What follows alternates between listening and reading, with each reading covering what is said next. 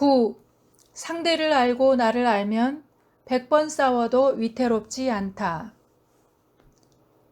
1980년대 초 내가 일하고 있는 이문출판사에서 버트란드 러셀의 볼셰비즘의 이론과 실제 번역서를 출간한 적이 있었다.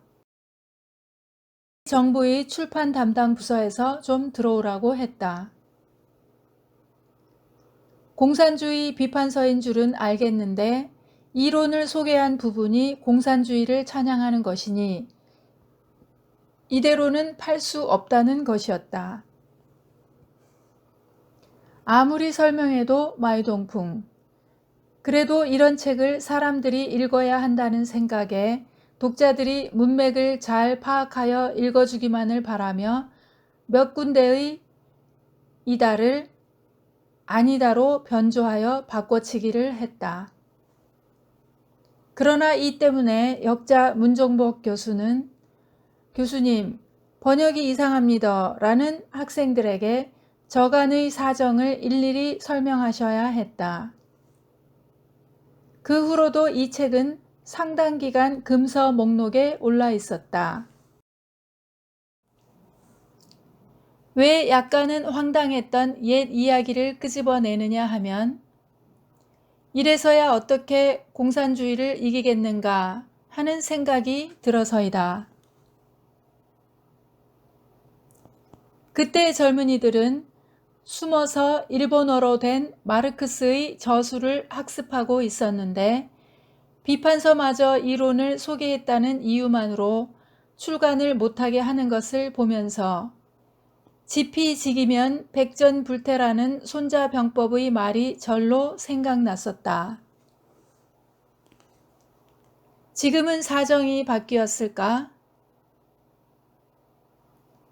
마르크스주의에 맞서 싸워야 할 그리스도교, 특히 김일성에게 수많은 교회를 잃은 한국 그리스도교는 과연 상대를 잘 알고 있을까?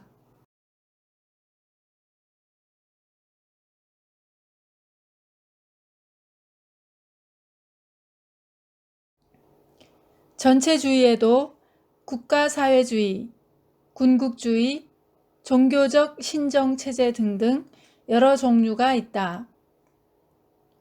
그러나 인종과 나라와 종교를 초월하여 많은 사람들의 영혼을 훔친 전체주의는 마르크스주의뿐이다. 마르크스는 정교한 사회 분석과 선동적 언어로 서구 그리스도교 문명뿐 아니라 동양 유교 문화까지도 뒤흔들어 놓았고 종주국 소련은 무너졌어도 그의 사회 분석 이론은 지금도 많은 지식인들에게 수용되고 있다. 따라서 그가 말한 소외 계급이 존재하는 한 마르크스주의는 언제 어디서나 되살아날 수 있다.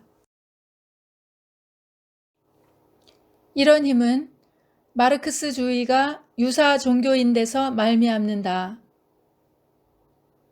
고통 속에서 살다 간 교주와 그가 한 말, 그리고 그에 의해 인류 해방의 메시아적 지위를 부여받은 추종자 계급이 있다는 점에서 마르크스주의는 여러 종교 중에서도 특히 그리스도교와 매우 유사하다. 그러므로 종교는 문화의 실체여 문화는 종교의 형식이라 본다면 마르크스주의와 그리스도교의 싸움은 정치, 경제, 군사적 싸움이 아니라 총체적인 문명 간의 전쟁이다.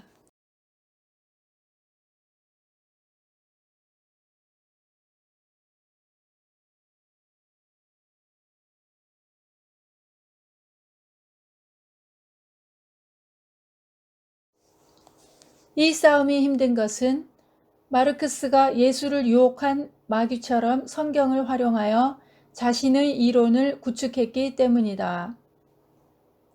이는 그가 유대인이라는 것과 관련이 있다.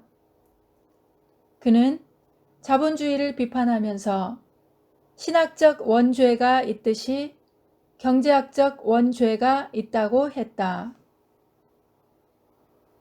자본주의의 특징인 자본 재축적의 전제가 되는 자본의 본원적 축적이 그것이다.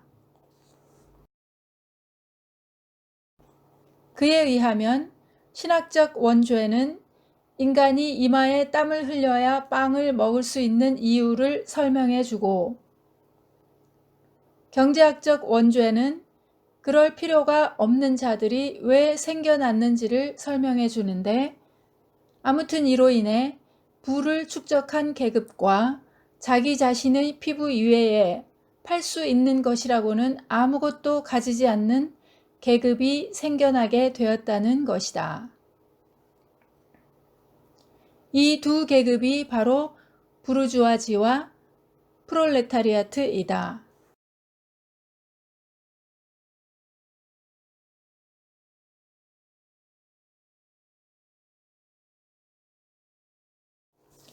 부르주아즈는 성안 사람들로서 부를 축적한 유산 계급이며, 프롤레타리아트는 그 성을 쌓는 노동은 제공하지만 위험하고 척박한 성 밖에서 살아야 하는 무산 계급이다.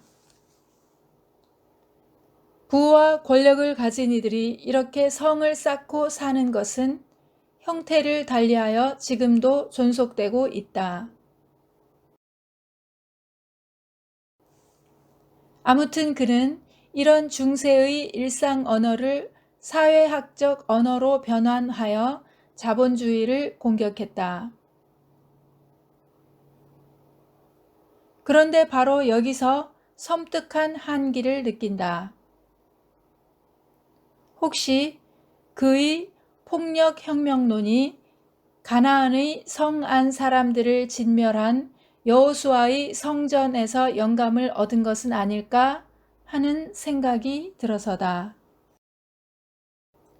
타락설화에서 경제학적 원죄를 창출해낸 그가 아닌가.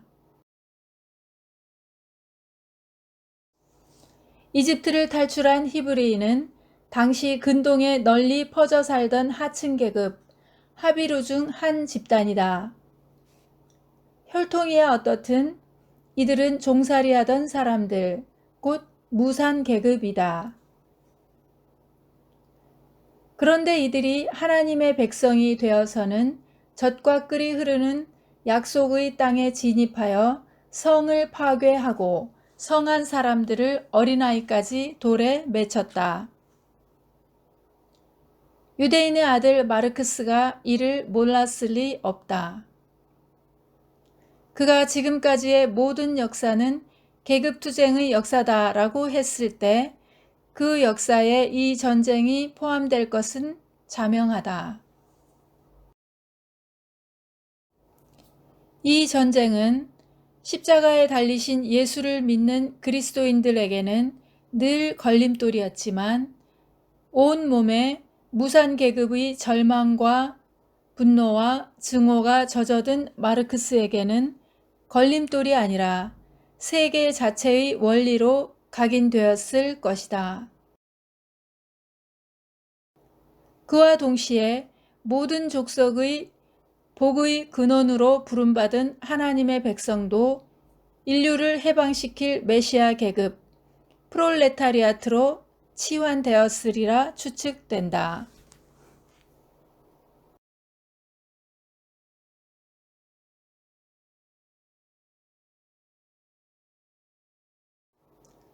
한편 전쟁에 이기려면 자신도 잘 알아야 하는데, 그리스도교회는 알고도 못 고치는 약점이 있다. 그 하나는 교회에 인간의 욕망이 투사된 만들어진 신, 만몬이 침투해 있다는 것이다.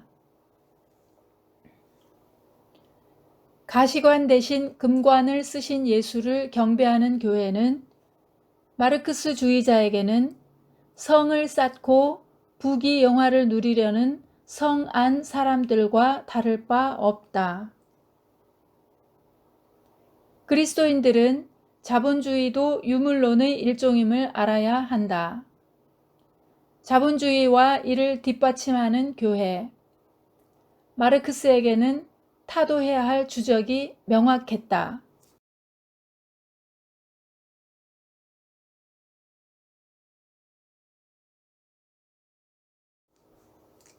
다른 하나는 예수께서 구름을 타고 오셔서 믿는 자들을 하늘로 들어 올리신다는 마지막 때에 관한 성경 본문을 문자대로 믿는 종말론이다.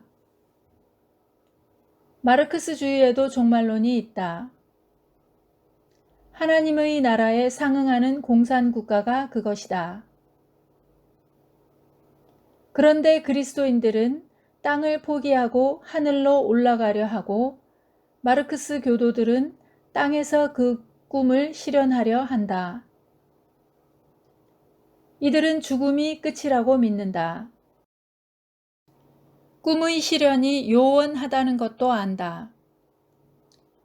그럼에도 불구하고 강인한 의지로 먹을 수 없는 국을 한없이 끓인다. 중세의 천동설 같은 종말론으로 이런 자들을 이길 수 있겠나? 이들 눈에는 땅에서 부와 권력을 추구하고 하늘에 들려 올려 천상의 지복마저 누리려는 사람들이 아편 중독자로 비칠 뿐이다. 그리스도인들은 땅이 본디 하나님의 것임을 잊어서는 안 된다.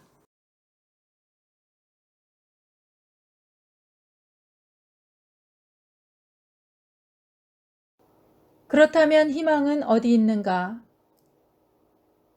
이것도 저것도 다 싫지만 기댈 곳이 없기에 속에는 불을 품은 채 차지도 않고 덥지도 않은 상태에 머무르는 그리스도의 사람들에게 있다. 이들에게 성령의 불이 임하시고 하나님의 생기가 불어넣어지면 흙에서 몸을 일으켜 자신에게 주어진 천명을 수행하게 될 것이다. 우리는 인자 예수께서 언제 어떻게 오실지 잘 모른다. 그러나 휴거란 이 이외의 다른 것일 수 없다. 이것만이 그를 영접하는 길이기 때문이다. 만국의 노동자여 단결하라는 공산당 선언의 마지막 말이 국경과 인종을 넘어 전 세계에 공명을 일으켰듯이 다시 오시는 인자 그리스도께서도 교회의 울타리를 뛰어넘어 사람 사는 모든 곳에 예비된 그의 사람들을 부르실 것이다. 이들은 이미 사람을 노예화하는 힘이 진리로 사람을 자유롭게 하는 힘을 지닌 하나님 나라의 복음을 결코 이기지 못한다는 것을 알고 있다. 이 거룩한 힘을 감동적인 언어로 기술한 사람이 바로 볼셰비즘의 이론과 실제를 쓴 러셀이다.